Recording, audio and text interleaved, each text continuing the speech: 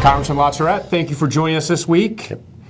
So there's been a lot of talk about the budget super committee that was set up as a result of the deal to end the government shutdown and avert defaulting on our debt.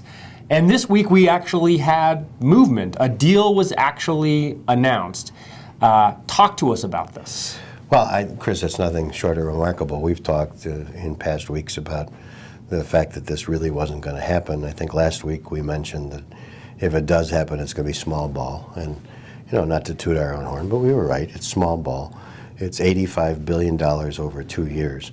But even though, you know, in the scheme of the federal budget of $3.6 trillion, it's just like a little pebble in an ocean.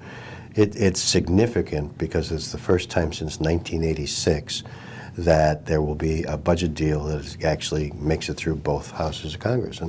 And given the gridlock and the government shutdowns and the brinksmanship that's gone on here lately, it's not insignificant that they've reached this deal. Now, the structure of the deal is, you know, I wish I could say it was based upon political courage, but both sides get to go home and say that they stood their ground. So if you are a Democrat, you can point to the deal and say that some of the discretionary spending cuts have been restored that were as part of sequestration. You can also say that the budget number, which the Republicans had below $1 trillion in their budget resolution, is now above $1 trillion, just barely. And so they can point to those as successes. Republicans can talk about the fact that about $23 billion in defense cuts under sequestration will now be restored over the 2 years, and that this was accomplished without raising taxes. Now, both sides are being a little too cute by half, and by that I mean on the Republican side, yeah, taxes weren't raised, but the airport landing fee or security fee is going from $2.50 to $5.50. So, you know, if you fly in an airplane, it may not be a tax, but it's a fee. And that's generating a lot of money. If you're a federal employee, you're now going to kick in more to your retirement. If you're a military retiree of working age, you know, you're not quite 65, you're going to receive less of a cost of living adjustment.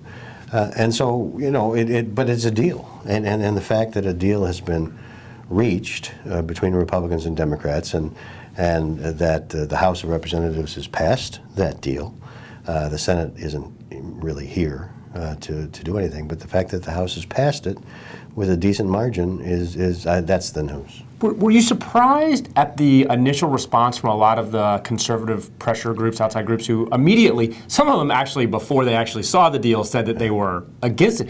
Were you surprised at the number of groups that came out and opposed this deal, a deal that, like you said, is small ball and it's kind of a win for everybody? I'm surprised, not that they did it, because that's what they've been doing for the last 2 years. And I think what I'm pleasantly surprised about is Speaker Boehner's standing up and basically calling them out and saying, listen, you didn't even read the deal before you said no, and you are misleading the country. You are using our members. You are using the public to raise money for, you know, these organizations are corporations all by themselves now. They have huge staffs, they have huge offices, they have huge fancy letterhead, they go on retreats to Florida and all these other fancy places. They have become a thing.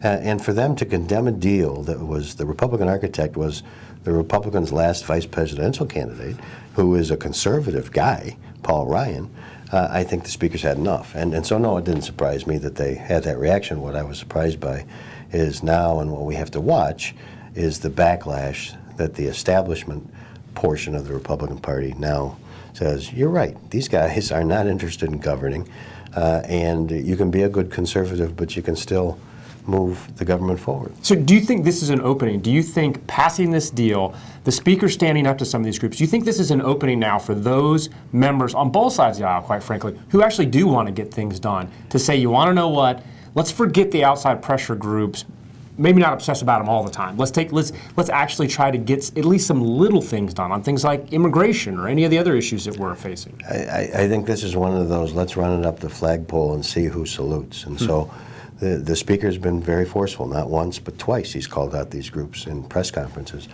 The message is not directed at these very, very conservative or very, very liberal people. it's directed to the 225, 30 members in the middle. And if they now believe that they can vote because the speaker has their back, so they're going to have the speaker's back, then yes, other things are going to become possible. But what those that don't like the Republican Party should not sort of jump up and down and say yay, is it doesn't mean that the Senate immigration bill is coming over lock, stock, and barrel and going to be voted on and supported by Speaker Boehner on the House floor. But it does open the door to some of the things that he's talked about, that let's do immigration piecemeal.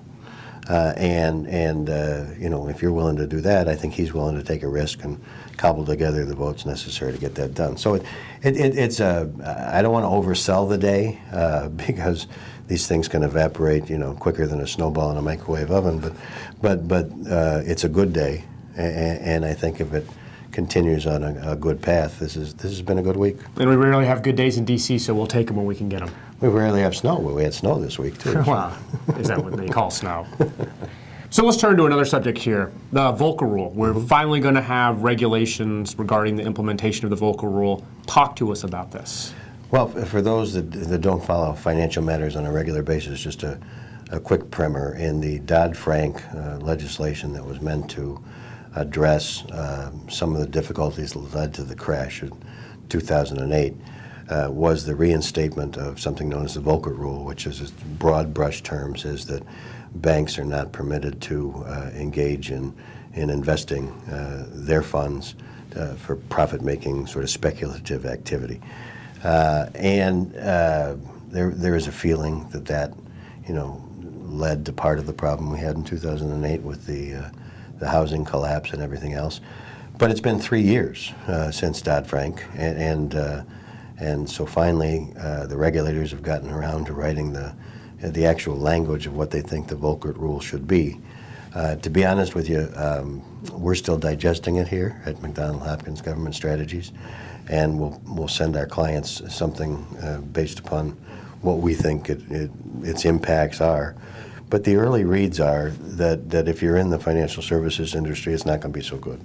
And as a matter of fact, the Chamber, on the day that the rule came out, indicated that this was going to be bad for business.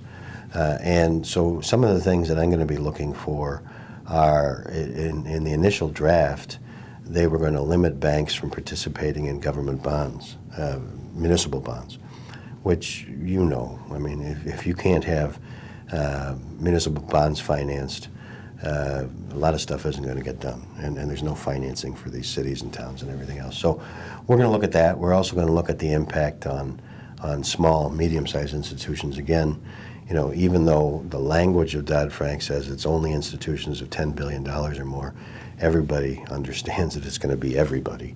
So we'll look at the pain that it causes to community banks, to credit unions, and to others. My sense is that they've probably taken a sledgehammer to kill an ant, but I'm going to withhold judgment until we've looked at it, and we'll get out to our clients as soon as we can. One quick follow-up on that. What do you think this says about the regulatory process in general? I mean, this has taken 3 years to actually have the implementing rules out. 3 different regulatory agencies involved. I mean, you know, it seemed like at times you could just have the Benny Hill music in the background for how this process worked. I mean, does this speak to the need for us to have a more streamlined regulatory process in this country? Well, absolutely. I mean, you know, it's really the regulations that are the devil in the details. You know, if you look at a bill, I mean, that your elected representative votes on, maybe it's 100, 200 pages. It doesn't lay out all the jots and tittles and all the T's and the I's and everything else. It's when the regulators get it in their hands, and the fact that it takes 3 years to come up with something, and then sometimes that's a short period of time. I mean, some regulations take years and years and years. It just adds to the uncertainty, the confusion. Well, thank you very much, Congressman. Lots of